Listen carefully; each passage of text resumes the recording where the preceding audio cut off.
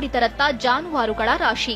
ಜಾನುವಾರುಗಳನ್ನ ಹಿಡಿದುಕೊಂಡು ಖರೀದಿ ಮಾಡುವಂತೆ ದಲ್ಲಾಳಿಗಳತ್ತ ನೋಡುತ್ತಿರುವ ರೈತರ ಅವಶ್ಯಕತೆ ಅರಿತು ಅಗ್ಗದ ಬೆಲೆಗೆ ಜಾನುವಾರುಗಳ ಖರೀದಿಗೆ ಮುಂದಾದ ದಲ್ಲಾಳಿಗಳು. ಇದು ತೆರಕಣಾಂಬಿ ದನಗಳ ಸಂತೆಯಲ್ಲಿ ಕಂಡುಬಂದ ಮನಕಲುಕುವ ದೃಶ್ಯ.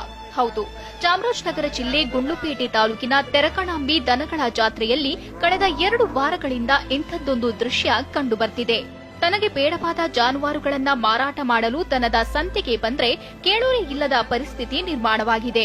ರೈತರ ಈ ಸಂಕಷ್ಟಕ್ಕೆ ಕಾರಣ ರಾಜ್ಯ ಸರ್ಕಾರ ಹೊಸದಾಗಿ ಜಾರಿಗೆ ತಂದ ಗೋಹತ್ಯೆ ನಿಷೇಧ ಕಾಯ್ದೆ. ಅಂದಹಾಗೆ ಗುಂಡ್ಲುಪೇಟೆ ತಾಲೂಕಿನ ತೆರಕಣಾಂಬಿ ಮತ್ತು ಬೇಗೂರಿನಲ್ಲಿ ಗುರುವಾರ ಮತ್ತು ಸೋಮವಾರ ದನಗಳ ಜಾತ್ರೆ ನಡೆಯುತ್ತೆ.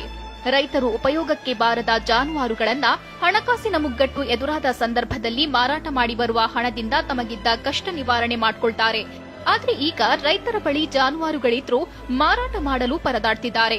ಗೋಹತ್ಯೆ ನಿಷೇಧ ಕಾಯ್ದೆ ಜಾರಿ ನಂತರ ನೆರೆಯ ಕೇರಳ ಮತ್ತು ತಮಿಳುನಾಡು ರಾಜ್ಯಗಳಿಂದ ದಲ್ಲಾಳಿಗಳು ಬರ್ತಿಲ್ಲ.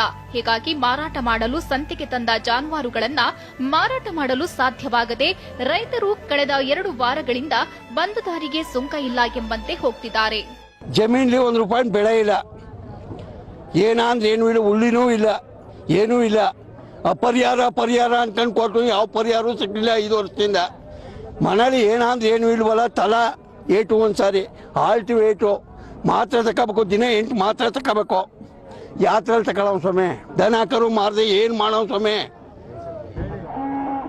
ಇನ್ನು ನಮ್ಮ ಹೆಂಡ್ತಿರ್ ಮಾರಮ್ಮ ಹೇಳಿ, ಹಾಗೆ ಮಾರಿ ಹೋಗಿ ಹಾಗೆ ಮಾಡ್ತೀವಿ. ಇದು ಬಿಟ್ಬಿಟ್ಟು ಇಷ್ಟದ ನಮ್ದು ಕರ್ಮ.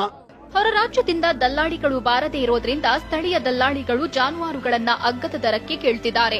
ಈ ಮಧ್ಯೆ ಪೊಲೀಸರು ಜಾನುವಾರುಗಳನ್ನ ಮಾರಾಟ ಮಾಡದಂತೆ ಬೆದರಿಸುತ್ತಿದ್ದಾರೆ ಎಂದು ರೈತರು ಆರೋಪಿಸುತ್ತಿದ್ದಾರೆ. ಈ ವರ್ಷ ಸರಿಯಾಗಿ ಮಳೆ ಬೆಳೆಯಾಗಿಲ್ಲ. ಇನ್ನು ಕೆಲವೇ ದಿನಗಳಲ್ಲಿ ಬೇಸಿಗೆ ಕಾಲ ಕೂಡ ಆರಂಭವಾಗುತ್ತೆ. ಜಾನುವಾರುಗಳನ್ನ ಮೇಯಿಸಲು ಒಂದು ಆಳು ಬೇಕು. ಆಳಿಗೆ ಹಣ ನೀಡಿ ಜಾನುವಾರುಗಳನ್ನ ಸಾಕುವಷ್ಟು ಶಕ್ತಿ ನಮ್ಮಲ್ಲಿಲ್ಲ.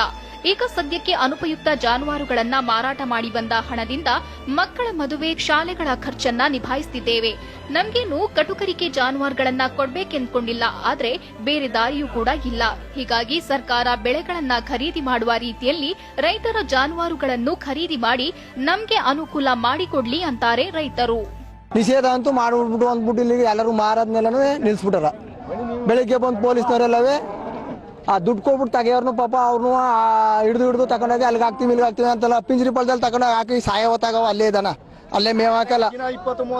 ಟ್ರ್ಯಾಕ್ಟರ್ ಲೂಡ್ತಾವ್ರ, ಅಲ್ಲಿ ಪಿಂಜರಿ ಪಳಕ್ಕೆ ತಗೊಂಡೋಗಿ ಹಾಕ್ತೀವಿ ಅಂತಾರ, ಟ್ರ್ಯಾಕ್ಟರ್ ಲೂಡ್ತಾವ್ರ. ಈಗ ಏನ್ ಮಾಡ್ಬೇಕು ಅನ್ನೋದ್ರಿಂದ ಈಗ ವಾಪಸ್ ತಗೋಬೇಕು. ಕಾಯ್ದೆ ತಗೊಂಡ್ರೆ ನಮ್ ರೈತರಿಗೆ ಅನುಕೂಲ ಆಯ್ತಾ? ಇಲ್ಲ ಹಿಂಗೆ ಮಾಡಿದ್ರ ನಮ್ ರೈತರೆಲ್ಲ ತಗೊಂಡೋಗಿ DC ಆಫೀಸ್ ಹತ್ರ, ತಹಸೀಲ್ದಾರ್ ಆಫೀಸ್ ಹತ್ರ ದನ ಕಡಬೇಕಾಯ್ತ. ಒಟ್ಟಾರೆ ರಾಜ್ಯ ಸರ್ಕಾರ ಜಾರಿಗೆ ತಂದ ಗೋಹತ್ಯೆ ನಿಷೇಧ ಕಾಯ್ದೆ ರೈತಾಪಿ ವರ್ಗಕ್ಕೆ ದೊಡ್ಡ ತಲೆನೋವು ತರಿಸಿದೆ. ಹೀಗಾಗಿ ಸರ್ಕಾರ ಗೋಹತ್ಯೆ ನಿಷೇಧ ಕಾಯ್ದೆಯನ್ನ ವಾಪಸ್ ಪಡೆಯಬೇಕು. ಇಲ್ಲವಾದ್ರೆ ಸರ್ಕಾರವೇ ಬೆಂಬಲ ಬೆಲೆಯಲ್ಲಿ ರೈತರ ಜಾನುವಾರುಗಳನ್ನ ಖರೀದಿಸಬೇಕು ಎಂದು ರೈತರು ಸರ್ಕಾರಕ್ಕೆ ಆಗ್ರಹಿಸಿದ್ದಾರೆ. ಸರ್ಕಾರ ರೈತರ ಈ ಮನವಿಗೆ ಹೇಗೆ ಸ್ಪಂದಿಸುತ್ತೆ ಅನ್ನೋದನ್ನ ಕಾದು ನೋಡಬೇಕಿದೆ.